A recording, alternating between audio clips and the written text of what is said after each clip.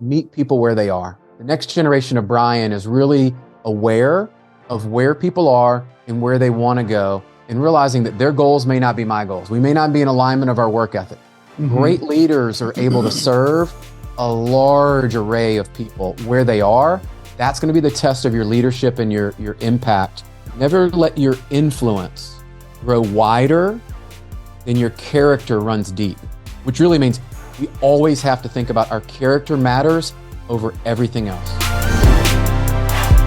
You know, one of the things that I love about your thought leadership and the things that you do is not just the life mastery. It's not just the business.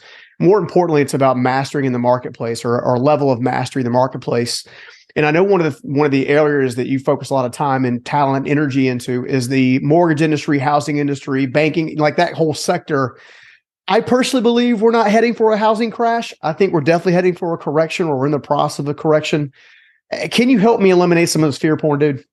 Man, let's jump into it. One, let's just say that the majority of the news you're probably reading or seeing today it's got an agenda. It is trying to get you to think one way and fear to be one way. And they're trying to sell you on watching what they're actually sharing with you. And so here's the reality. Guys, I've been in the business 22 years, and I'll just frame this up. I was in 07 and 08. We got our first 2 kids during that.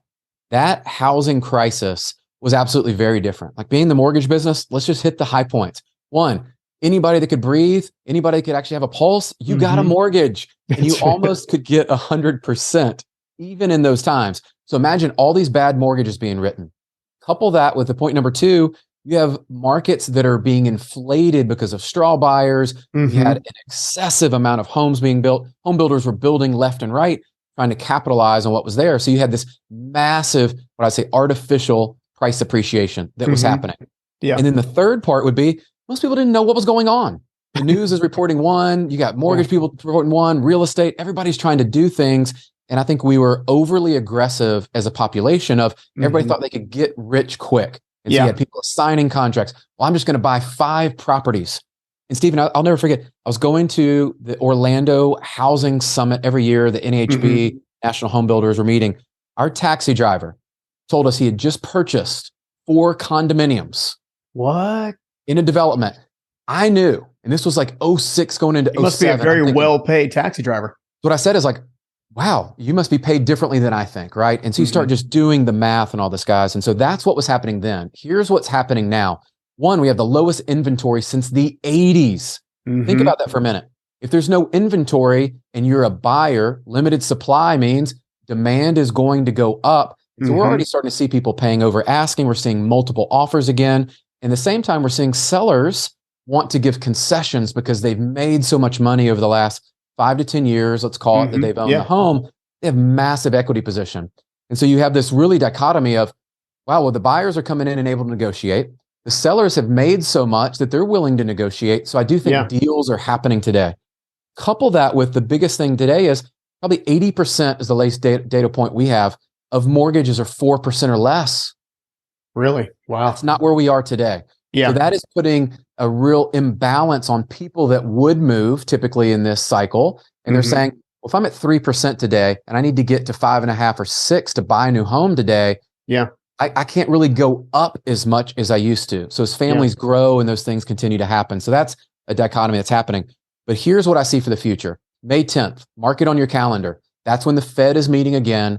If you follow inflation, you'll understand that that's a 12-month look back. What's going to happen May 10th, if you look at all the data points, is we're going to see inflation has come down. We're actually going to see housing is performing well on the fundamentals that are there that we should be watching.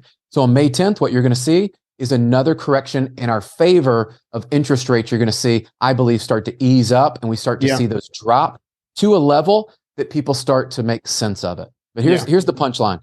Wherever you are and wherever you want to go, realize that you're buying a home for the long term. Mortgage is always short term. Mortgages you don't have to hold for 30 years. You don't even have to keep it for 5 years. So there are products and experts out there, our team or other experts, they'll guide you through your situation. Do not listen to the news. They've got it wrong for the last 2 decades that I've been in the business. If you had missed out on buying over the last 10 years that the news said not to, Stephen, you know most people. Dude, I would have missed out on $200,000 of equity in one property. So are you going to listen to that news or are you going to listen to the experts? Listen to the experts. The housing market is in a slight correction in the sense of yeah, we're not going up every month over and over and over. Yeah. It is settled back down, but we're still in a great place. If you were to buy today and you're going to hold real estate, which most of us do 5 to 10 years, you're going to be in a great place. Well, and I've been saying to my team and a lot of the folks that I've been working with that, because one of my flagship companies is in the construction industry, right? It's an exterior cladding company. It's in multiple states and whatnot. And I told my team 12 months ago, hey, by the way, we're going to head towards a pretty good correction, because you can start reading the tea leaves a little early on. And I think that's one of the principles that you and I both agree with when it comes to success habits. So is to kind of look at the forecast, not necessarily look at what's going on right now. But in doing so, I told them, we need to raise our sales, decrease our costs. We'll weather the storm just fine, because here's what's going to happen. I said the Fed is going to raise the rates as they've been doing. They're going to try to stall inflation to the best of their ability. It's not going to be at 2% anytime soon. Probably 4%, I'm thinking, is probably where it's going to land before everybody kind of settles down.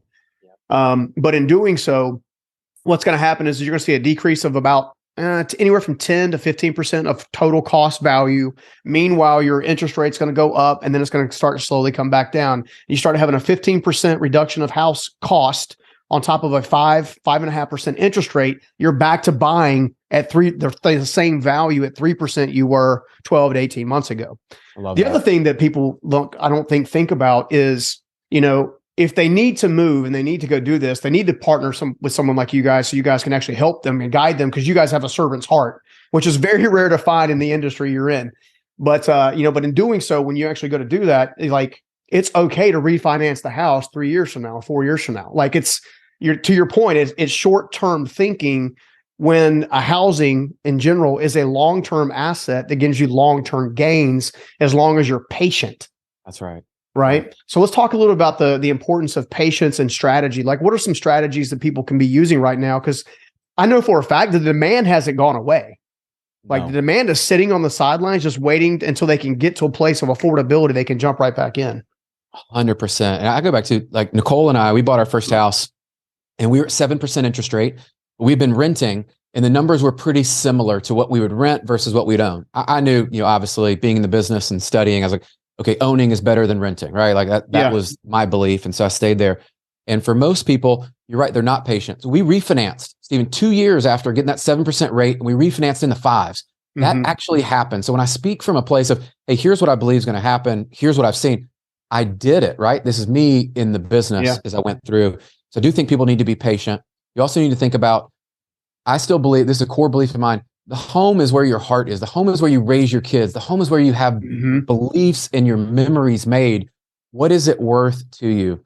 And I would go down this path of what you shared. We ran some numbers the other day. Everybody's like, oh, rates are up, rates have doubled, blah, blah, blah. For the average consumer today, we did the math. It was about $600 additional monthly payment. That's real. That's a real number on a high home. I think it was over 500,000. But here's the deal. Consumer debt has also gone up. So we're encouraging people, our holistic approach is being patient is, let's look at your budget. What are the subscriptions? You don't really need an auto loan for $1,000 a month. Where are you losing money out the backside? We look at everything from insurance. We make sure holistically, we're looking at, when we see your credit report and other debts, can we put all that together? And if you can invest in a real asset like a home, we're going to help you get there and structure your entire budget so you can actually afford the home that you should have. So to me, that's the game plan. And to your point, here's the last one, guys. You're going to own the home. You're going to refinance that mortgage typically 2 or 3 times in the average lifespan of what people stay in them. Yeah. Well, not only that, I was just thinking too, obviously if you can decrease your debt, you'll increase your personal cash flow. If you can increase your personal cash flow, you can put it towards a hard asset. Homes in general, not only hold their value, but escalate in value over time. I think the trick is this fear thing. Don't go and sell in the moment of fear. Go ahead and just hold. Just wait till you get a place of peace in your heart about, hey, it's okay to move. It's okay to sell. It's okay to do this. During one thing I saw during 2008, that was, I think there have been forces trying to kind of make us think like 2008, is to go and sell things out of fear. And then people who are, wealth minded go and pick up those same assets at a discount. What I'm seeing more is the whole thing with COVID. People are just tired of living in fear, so now they're kind of waking up, which is kind of a good thing. Yeah. Here's the other thing I would share with you is There's one strategy we're sharing right now for everybody out there that I think is actually a phenomenal strategy, which is what we did with our first house that we bought. Is we actually ended up moving to another house and we rented that house. There's such high demand for rent. And if you're able to, I get this doesn't work for everyone, but if you could rent that house and cash flow positive and offset some of the new mortgage, and you've got, if there's a lot of limited to no down payment options that the government and lenders are rolling out for qualified buyers. These are not what you saw in the past. These are truly, you might put 3%, 3.5%, 5% down. If you can do that, for some of you, you may have access to a 401k, you may have access to other assets that we can walk you through what works. I share that because for many of you, like, well, I don't want to sell it now. Maybe you don't sell it now. Maybe you actually create wealth for your family going forward. You rent that house, create the positive cash flow, use that to offset the higher mortgage rate of today, refinance it down the road. That strategy works phenomenally well. And it's one I wish I had continued to do in 07, 08, right through that. And we sold some properties. And that's what I would share with people today is that's why working with professionals, changing your mindset to really a longer viewpoint is going to work and help you win. Yeah. And not only that, if you can get these principles in place, to your point, wishing we had done some different things in 2007, 2008, I think we all have been there, but one of the things that even when we went into this quote unquote recession or whatever the heck, whatever this thing is we're currently walking through, just by not getting involved in fear, specifically, not listening to all the voices, the world's coming to an end, there's meteors falling everywhere. I'm like, walk outside your house. Do you see any meteors falling? Kind of thing. But if you can stay out of that zone, then you can start to put together some of these wealth principles. I know a lot of our mutual real estate friends, they got into real estate by buying and or having a builder build them a duplex, and they live in one side and rent out the other side. And then 5 years later, they did it again, and then they did it again, they did it again. And now they've got net worths in the high 7, if not 8-figure category because of the asset and the cash flow that comes with the asset. That's huge. One of the things we teach people, like especially this first-time home buyers, people like go into the fourplex, right? And you can rent 3 and you've got 1, it'll positively cash flow. Majority of them, even the numbers we're running today, I've seen properties. And you live in that one, you're right. And you just kind of rinse and repeat the cycle, the duplex. There are ways to start investing in real estate. And there's so many other programs out there today that even our investors don't even know some of the programs. They can qualify based on the rental income versus having to go through a typical income asset qualification. So there are ways to get in the game. You said this, while everybody else is fearful, this is what we know. Statistically, you can go back through this. You're going to see people make moves. This is when they're going to build the most amount of wealth. The most amount of millionaires are created. And I want to help more of those people that are listening to your show and tuning in with stuff I do. I want to help more people win. That are the good people. They're going to use those profits and proceeds to go make a difference in the world. Yeah. I mean, my millionaire journey, if you want to call it that, right? Getting to where, from homelessness to where I'm at today, started in 2 different recessions. It started in the late 90s when I first started my first business. And then it started again in 2007, 2008. And because I was out of debt, my competitors basically fell away. We 5X size in the next 2 years preceding that. That created a reputational foundation across multiple markets that allowed me to scale that company into the high 8 figures. Right. Wow. It's all about, I think one of the things that I think we're both saying in different ways is you can't be short-sighted. Right. Like if you legitimately are trying to build, wealth for your family, wealth for your community, which I'm a big believer in. It's like, hey, if you're going to make a bunch of money, you need to give some of it away. If you're going to do these types of things, you want to kind of become that next level of you per se, then you're going to have to start thinking ahead. Right. One of the things I love about your whole organization, everything you guys touch on is the wholeness, the holistic approach. And I know that's something you're really passionate about. You wrote about it in your book about a good friend that talked a lot about the wholeness approach. Like, give us a good understanding what wholeness really is, because I find that if we can help people shift their perspective, they become a whole lot more powerful. Isn't that the truth, man? Well, I was blessed, and a lot of people confuse the name like that we were related to Stephen Covey, and there's probably some connection there. That wouldn't be a bad relationship if it worked out. I know, like, man, I wish I knew him closer than what you guys think, but I did read the books. And so Stephen Covey, I'll give him credit, is Dr. Covey came up with the whole person theory. And so I learned that as an early kid, and I would read all the 7 habits and all of that stuff. And it really started to talk about realizing so later in life how much that actually applied. But if your fitness isn't in order, your family's not in order, your faith is not in order, your finances are not in order, you're not really operating at 100%. You're depleting and you're operating at this lower percent, which means you're not your best. Yeah. And I don't know about you, like I want to show up my best. I want to show up and compete. And so for anybody listening, realize that those are more intertwined than we typically give credit. I know when I'm more fit, I have more energy to go do the things with my family, the things that matter. When I have more, my finances in order and I have money, I'm going to travel. I'm not as stressed about things that come up in life, which they will. They don't derail you from where you are. And your faith, for me, obviously, my foundation, my relationship with God is like, if I don't have my faith in order and know how I'm making decisions, what my alignments are, and realize there's more to life than me just showing up making a lot of money or doing things that the world would tell us are successful, then it's a non-fulfilling life. And so I've chosen to really integrate all of those every chance I get, and to talk about them and look intentionally for how do I integrate them, is because they are a lot more alike and integrated than we try to separate and compartmentalize, especially as men. Yeah, that's right. They're integrated. It's who we are. When you show up, you don't get like part of Steven, you get part of Brian, like you get all of us. And that is where I think when we lean in, that's how we grow and develop. No, I love that. And I also love the fact that, the Bible talks about faith over fear all the time, like in a variety of different ways, thousands of different, what seems like thousands of stories, but there's plenty of stories about having faith in lieu of fear and how faith and ultimately brings prosperity and abundance along the way. And I was just thinking, even in this whole market stuff we were just talking about a minute ago, like having faith that God has got you, he's not going to let you fail. He's going to give you insights. As long as you're patient and you don't operate in fear, you end up kind of going to that next level. I do find that one of the things that at least I struggled with early on, and I'm sure I do at some level even still today, I hope not as bad as it used to be, is more of an ego-based consciousness rather than a faith-filled one.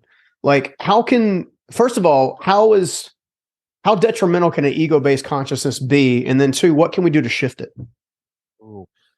So I listened, you probably heard the same one, but the Ed Milet, John Gordon podcast. Oh, just the new one? Yeah. Oh, yeah. So he dropped a bomb, and I'm going to share it, but I want to give John credit, is he said, ego is edging God out. That hit me like a freaking ton of bricks. Is I realized when my ego's at play, what I'm doing is I'm edging God out, and the guiding light principle, like to me, God is the one that provides and has given us the opportunities and the gifts and all these things to go do it. When I shift over to my ego and, Brian knows this, I've done this.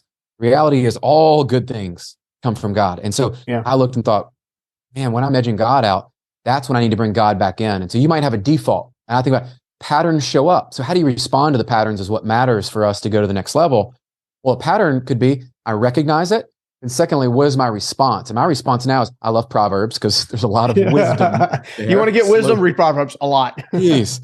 But for any of us listening, especially our faith-based brothers and sisters, is like when you feel yourself going into that ego-based consciousness and you're going there, hey, just slow down, read a verse. I've got some guys in my text chat. I've got verses of the day that come in. When you're integrating that in your day, then what I've found for me is I can reprogram that back in and go, okay, I'm going to stop for a minute. This is Brian's ego. This is me trying to impress or do something. Let me go back to my center. And my center for me is my faith. What has God's word told me about? What should I be doing? You said it earlier. What's the clarity in that moment? Because typically it's a decision we need to make. And so that's where bringing that back, you can balance those things together and allow God to lead you. I'd much rather have that than me making a decision by myself, because I've made plenty of mistakes trying to do it myself. And I look back and go, that was me. That was all me. Yeah. It's crazy. I was just thinking too, as I was reading through Conversations with Covey, your book, I noticed something that was very instrumental. A lot of authors, and no harm, no foul, because sometimes you need a good story that's about the it's completely about the author. One of the things that I discovered that I loved about what you did was, not only did you talk about some of the elements of how things were brought in and challenged you and kind of awoken you and kind of set you up to kind of be as successful as you are, but you gave a lot of credit away. Like each individual chapter was actually dedicated to a mentor of some kind, and in many respects, and kind of what you gleaned from that. Why did you set the book up that way? I think that's life. When I look back, like starting with my mom and dad were the greatest influences in my life. And then I had some coaches that came along that were the greatest influence. And what I learned is the best coaches and mentors and people in our lives, they bring out what's already inside of us. They bring out our greatness. And wouldn't it be cool to have something different. It's very astute that you picked up on that too, because a lot of people, they just read through and it's like stories and people giving away great lessons, which that's awesome. Like, Yeah. you're going to be able to take the lessons and go win. That's cool. I really believe when we look back in life, life was meant to do with other people. It's not a solo game. And I learned that in soccer, but my intention was to share things that really inspired and motivated me, but also give you tactics. And so I incorporated that in, because it's one thing to hear something and be emotionally moved, like, yeah, I'm going to do better, I'm motivated. But what are you going to do with that information? Move the ball down the field. And, you know, I was in a way opening up my own playbook of, hey, here's how I received this. You might take it different. Here's the actions I'm going to take. What are you going to do? You have the ball in your hands, at your feet, whatever the sport. What are you going to do? You got the ball. Make a play. Yeah. No, I loved it. And I saw so many of my friends that you brought up, Meltzer and Trucks, and you know, there's so many amazing human beings that you brought up. And it's funny, you know, every time I get on one of these calls or one of these podcasts, I always get super excited because I get to ask questions to some of those brilliant people on the face of the planet. And, you know, my goal is to always try to get that nugget that they haven't shared anywhere else for my audience. Right. But also in doing so, even when we went to go create the online platform that's coming out in a few months, or actually a month, Unstoppable Startup Online for business owners, for startups. One of the things that I did was one of the positions that we have is that I bring in thought leaders like yourself to come in and coach people on a specific segment, because I've also discovered that I can say the exact same thing you do in a different way, and the audience resonates with you, even though they might not resonate with me. And if my heart's really about the serving the audience, then it's not about serving me. And if it's not about serving me, it's about serving them. I need to feed it to them in a way in which they can digest, right? 100%. Man, that's spot on. And that's why we shared. And I think that book, why it's, and I love reading the stuff. Like, to me, it was more about, one, it was a big goal to get it out there and to share all that. But two, what you just said is really, when you think about people share things differently, they may connect with a story. The importance of sharing their story was somebody's going to read that. You know, in one of the chapters, you know, we've had a lot of people respond that are going through, unfortunately, illness and a cancer that one of our guests, I won't give it all away, but they had to battle through some of that. You're going to go and read, you're like, that's me. That's my story. I'm connected to them. And it's how they said it and what they did. And wouldn't it be selfish? I thought about this. Wouldn't it be selfish if I kept all those conversations that I've had with people? I didn't go share them with people and say, you know what, you may never have access to a Trucks or Meltzer or somebody like that, but I'm going to give you access. Pull back the curtain, and they're going to share all this. And if you love it, cool, go follow them, because these people are making a difference in the world. And so that was the intention, and what I think's been the joy of. It doesn't matter who you hear it from. We're all on the same collective impact journey. And if somebody else can help you because I introduced you to them, go for it, man. All on. No, I love it. You know, as I was reading through it, I was like, ooh, that is such a good principle. And I know that one, but I haven't been implementing that one in long. You know, I think it's a good tool to kind of put yourself in an environment. I know that you talked about all this as well. You may not be able to put yourself in the room with those relationships, but you can put yourself in the room with the content that came out of those relationships. You know what I'm saying? So trying to get to that point. People often ask, like, Brian, you know, what are the things about, like, proximity is power? And I think proximity fuels your purpose. And you've heard me share those things. And, you know, for a lot of people, they may not be able to afford to get in that room and get close enough access. But really today, there's no excuses of listening to a podcast, reading a good book. And you're right, they can be close enough. And then if you implement the one thing, where's your life going to be? And now you start moving down the journey. That's the cool part of, that's how we all learn. Let's be real. Like, you know, the guys like we've mentioned and other people, they're still learning from someone else today. They're constant learners. Never stop. And they all have coaches. That's like, right. I would even dare say, and I know you talked about a little bit of this as well, they have more coaches than they do mentors now. They have people that actually hold them accountable. I've discovered, for me, a coach will hold me accountable and drive me and push me, where a mentor will give me an education, but necessarily won't hold me accountable. Man, I do. Every Monday, I've got my coach that I pay. And every Monday, we had a breakthrough today. And we're like, hey, this is what we did some of this in the past. We're not doing this today. Here's this. Okay. And it is, you've got to be coachable. You got to be willing to do the work.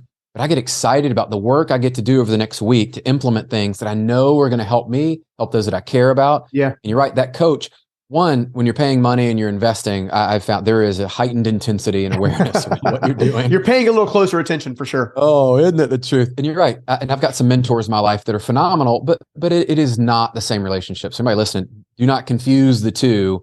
The people that are coached outperform those that are not coached. And I look back as an athlete, I can't imagine playing a soccer game, although I have on a pickup game with no coach. It is complete chaos. Yeah. You want a coach. You need a coach.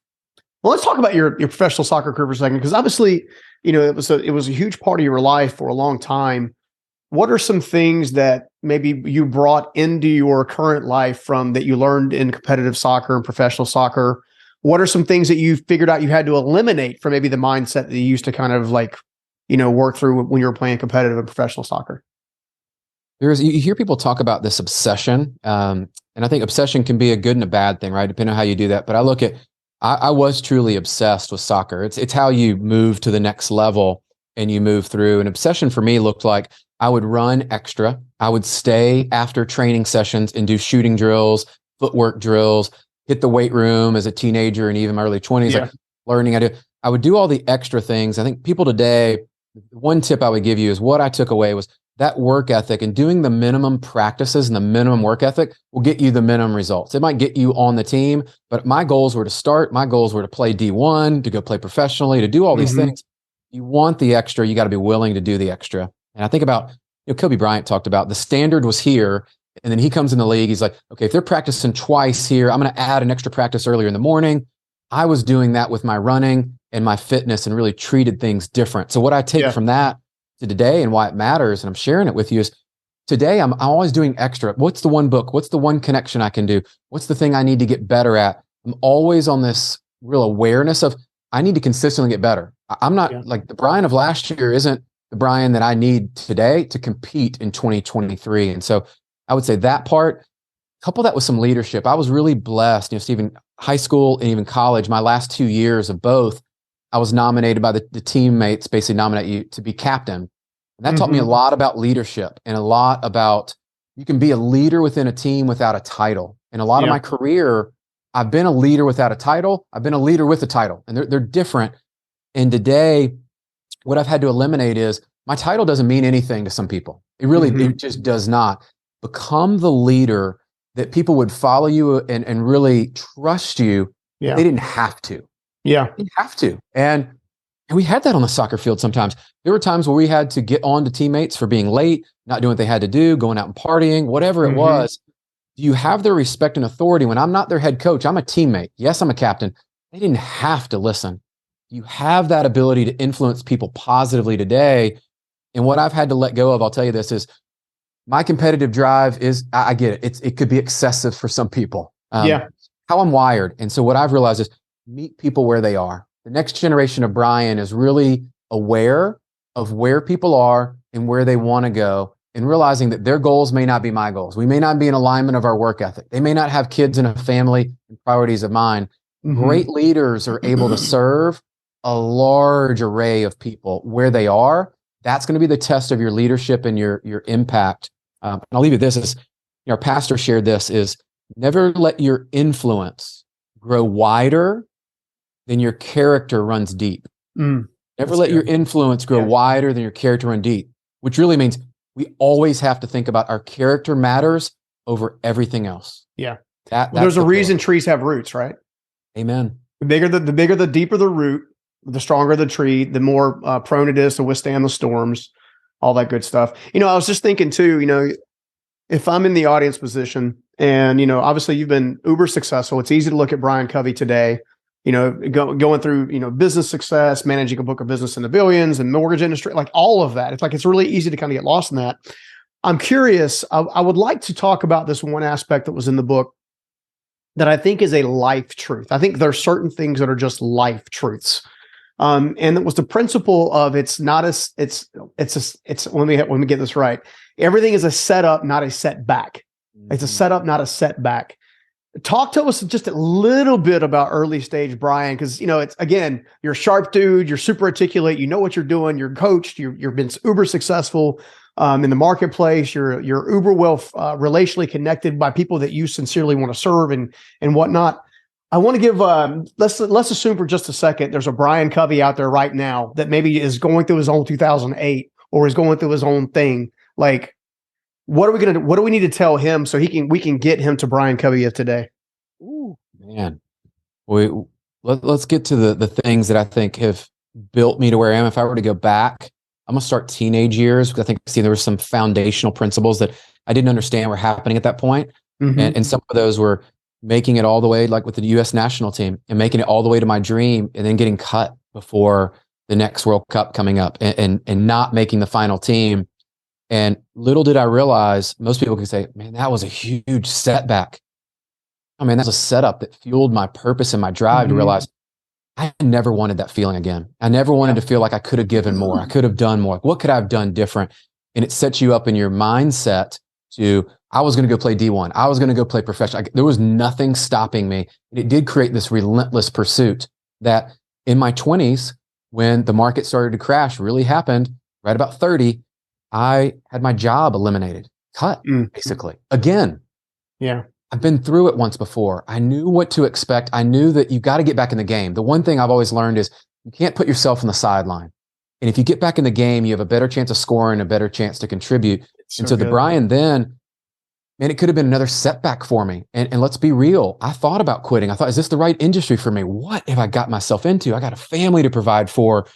And what I was being set up for was later again, when I had an opportunity to join another organization. Things are going great. It's going really well. I'm the top performer in the company. Our region is just absolutely dominating. And they come back, Brian, you're making too much money. We just don't think you're a fit here. The way we set this up, we want to change. We don't really agree with where you want to go and your team and all that stuff. It just doesn't align with us. And I'm like, what, top performers get cut too? Okay. New realization, another setup for me. Because what that allowed me to do is I met a future mentor. I got to go open a new company and really build something out from scratch and do things I'd never done in my career. And I look at all that and look, 07, 08 taught me a lot of things, but nothing taught me more than what I learned through sports. And my parents always encouraging me of, you get back in the game. If you're injured, you get back. Like, you get back as fast as you can. The gap for all of us between what we allow on something that doesn't go like we planned, the unexpected, or the things that just screwed up, to when we put ourselves back in the game, and not stress that enough. That's the difference between you being, okay, somewhat successful, and uber successful. And I have realized through all of that, what I would say, the one truth is, the faster you put yourself back in the game, you have the choice, the power, and the ability, the sooner you're going to start to feel better. And one of my mentors shared this with me is, you can act yourself into a better way of feeling a lot faster. You can ever feel yourself into a better way of acting, right? And the principle is, you can sit around and wait for your feelings to change. It's going to take a long time. Or you can get up and go take the walk. You can make a phone call. You can go do what you need to do. Go take actions. Actions create movement. They create energy. They put you back in the game. Yeah, no, that's so good. In fact, I just did an event for Emily Lago, where I actually hosted her for her event called the Unstoppable Success Summit. And she was very kind and invited me to be one of the speakers. And we got to the end of, it already been a very power-packed day. Or, many of our friends, Ken Joslin and all these different, Catherine Gordon, like, we have all these different mutual friends that were there and speaking, and just all superhuman, phenomenal people. But it was easy to see us, I kind of, at the very end of it, I said, hey guys, audience-wise, I said, how are you guys feeling on an energy level? Like, where are you at? Are you stoked? Are you bummed? Like, where are you at? Are you like brain numbed because this has been so much content at you at once? Like, where are you at? And so I said, everybody stand up. So I had them stand up for a second. I said, guys, all right, repeat after me. And I was like, I am unstoppable. And then I had within 5 seconds, I had them elevated, screaming at the top of their lungs that one sentence. Took 5 freaking seconds, five seconds. And I said, guys, how do you feel? And they were like, wah! Kind of thing. So you can easily do this to yourself. Like, go out to the backyard, or go out to the yard, or wherever you're at, go walk down the street and talk to yourself.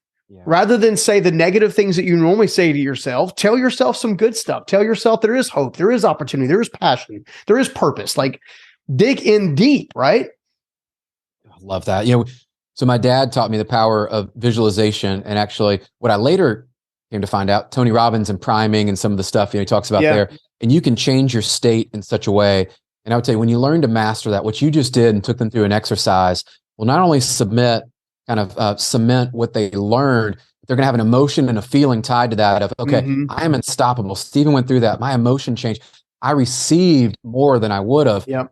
We all have the ability to do that today. And so that, I would just tell you, I thought about as you were sharing that, I was like, man, there were times I visualized that and I would change my state before a game. And I go in, even if it's a workout. Yesterday I was playing an over 40 men's league game, right? And I put myself into a state. I have a particular warm up that I still do that puts me in a state of I'm competing. I'm in the moment. I am here, right where my feet are. I am here to compete. Yeah. And look, I don't do that 24 hours. Yeah. Like, there are certain instances in the day you have to be able to lean in, and you have to be, like you said, in the right state to be able to receive that. Well, I mean, if you're going to be successful, I think this is another life truth. You're going to have to learn to compete when you don't want to. Amen. Right. When the world's coming at you and all kinds of stuff, I don't know. Just to me, that's kind of like become, part of the reason I named the show Unstoppable, and it used to be named Stuck to Unstoppable, was because to me, stuck was nothing more than not making progress. Yeah. Where unstoppable all unstoppable means, it doesn't mean you're bulletproof or you can run through every wall. All it means is that you kept going. Yeah. That's all it means. You weren't stopped. You kept going. Therefore, you're unstoppable. It's a lifestyle. One of my mutual friends, Bo Hawkins, even mentioned that to me. He's like, dude, it's a lifestyle. It's a lifestyle. It's a lifestyle. I'm like, dude, you're so right.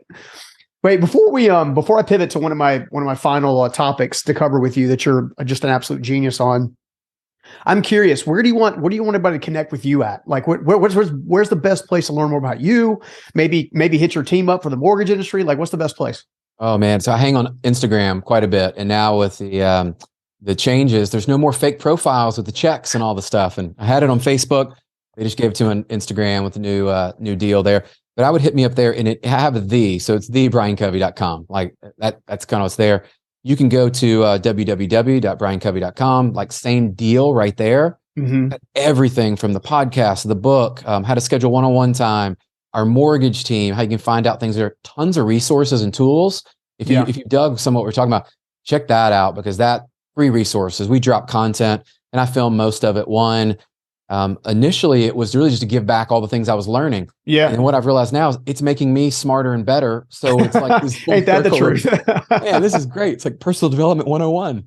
Yeah. No, dude, I love it. I love it. And guys, if you guys are in the hunt for a mortgage in a crazy turbulent environment, you guys need an organization that has the heart of a teacher and has the heart of a servant. Brian's team absolutely has that. I can't recommend Brian and his team absolutely enough. So make sure you guys check that out for sure. Brian, the other thing that I think you have a unique superpower on is building teams. And I don't know if that also comes from the soccer game or if that just comes from whatever, but you have very specific theologies on what it takes to create high performing teams in general. Yeah. Talk to us about 2 or 3 little segments maybe that you feel like are just pivotal life truths, if you will, about building amazing teams to help you win. Man, I love this one. And it does stem from my soccer days. And I'll just say, imagine, in club or college or professional, you've got 20 plus players on the team at any given point, 11 are on the field. Mm-hmm. Really need to be able to inspire, motivate, and encourage all different walks of life, right? I mean, we have people from lots of different countries, lots of different backgrounds, all of these different things. And to me, to really be able to do that, you need to be able to lean in and connect with people where they are and support and encourage them. And a great leader is going to be able to do that one-on-one and in group settings. It starts for me, you have to be the example. Let's just cut to the chase. If you're not living in accordance with what you say you believe, you're going to be tossed to the side. That leadership gap exists. We can all smell it. We can all spot it. If I told you that I really think working out's a pillar, you never see me work out. You never see any pictures of that. I actually never go work out. I'm totally out of shape. You see me drinking beers, eating horrible food. I'm discredited, right? So think about what you believe and how you show up. When you're the example, what I've found is that leader can change things. I'll tell you a story here. New company that I joined over 4 months ago. And I came in and I talk a lot about fitness. And I really believe that's a pillar to success. And we've got 2 of our leaders that are now sending me pictures of their food, telling me about how they've dropped 10 and 15 pounds, what it's doing to their family, what they're doing to their kids. They're having conversations. Guys, this is the ripple effect of a great leader. Yeah. I want to be that kind of leader that, yes, I'm going to help you hit your goals. You're going to make a lot of money in our team. Like, we got that, man. We got that. Yeah. I want to help you become a better human and a better mom, dad, all that. And that's where some of this starts. So I'd say that's number 1, be the example. Number 2, let's get into some of the real world. How do you build a team and how do you put together the right team? Like, think about, you can assemble a team, If it's not the right people, you got chaos and disruption about to break your world. Yeah. Attractive leadership is something that I've been studying over the last 5 years. I've leaned in, and this is what it is for me: is attractive leadership is really back to John Maxwell and the law of attraction. You want to attract people, but how do you attract the right people that you want on your team? Well, the reality is you need to show up on social, I believe. You need to share what you believe. You need to share quantifiable results if you've helped these people do this. When you start to show up and you're relatable and you're authentic, people talk about that. Look, the same Brian you see on social, here on the podcast, when you meet me, I'm the same dude. You see me in a soccer field, same guy, right? You need to be authentic, and that attractive leadership will now put you in a place that when you're sharing this, what I have found, people start appearing in my life, DMing me, commenting on my posts. I start to be brought in proximity of people I want on my team. Then what I've found is when we have core values and we're in alignment, the conversations escalate faster, and I start to realize they're in alignment or they're not. But until you're clear on what you believe and what your core values are, well, you're just attracting everybody. And that is not the way to build a team. So the last principle of this is sharing it on social. So I mentioned that. Get over yourself and realize when you share this, you're actually attracting people, and it's about them. I found this core value to help me, and here's why. Here's why it matters to you. It's always about them, but I'm also sharing who I believe. The last pillar, I'll tell you, it's even the third one, this is the truth we all got to face. If you're a 4 or 5 or 6, you ain't attracting 7, 8s, and 9s easily. If at all. Think about where you are and be honest. I got honest with myself. It's why I hired the last coach I brought in. Knows nothing about mortgage or real estate or housing. Nothing. But he knows a lot about leadership. He knows a lot about how to put together game plans, like our project design. He's very structured. He brought in areas that I'm not good at. I brought somebody in to say, you know what, Brian, you're a 6 or 7. Maybe some days you're an 8. I'm going to help you get to an 8 or 9 consistently. I brought people into my life to help me do that. That has now created a culture where we're all accountable, we're all coachable, and we're all aiming to be that 7, 8, or 9, our best that's there. That will attract the right people. That'll also allow you to be the example you want. So it works both ways. Those are the 3 pillars I look at today and live by, and actually coach and train our team. And guess what? When you live by that, you attract the right people, you show up every day and you're developing, people around you are either going to opt into that, or they're like, man, this is not what I signed up for. Cool. We're going to find people that do. Dude, I love it. That is so good. I was just thinking too that at least in my leadership journey, there was a point in time of trying to go from literally a 1 to a 10, right? So leadership can be all over top of the place based on emotional intelligence, based on a variety of different things. And one of the key things that I remember doing is I started moving from manipulation into influence.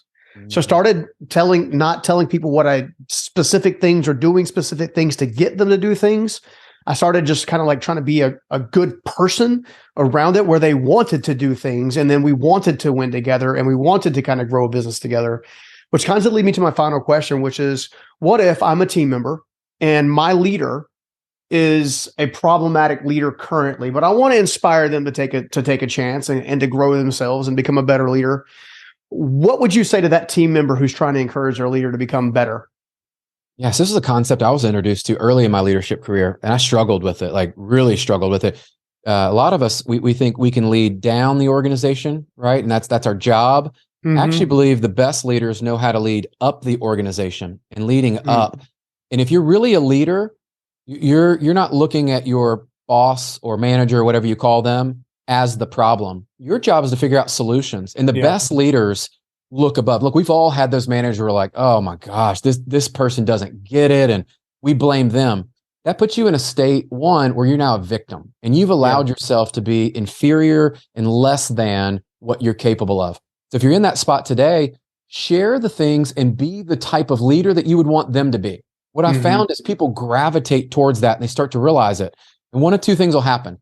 You're either going to assimilate with that, and they're like, and I love what Brian or Stephen, I love what they're sharing, whether it's eating well, showing up to meetings and being productive, how they communicate, whatever it might be that you're wanting to see is going to happen. They're going to move towards that.